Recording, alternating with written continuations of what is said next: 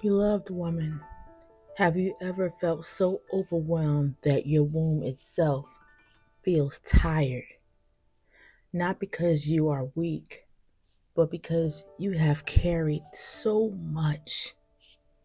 You've answered questions, held space, poured from yourself again and again. And now your body, your womb, is asking to be relieved. This is not a moment to push harder. This is a moment to be supported. When your heart feels overwhelmed, you are allowed to be led. From the end of the earth, I call to you when my heart is overwhelmed.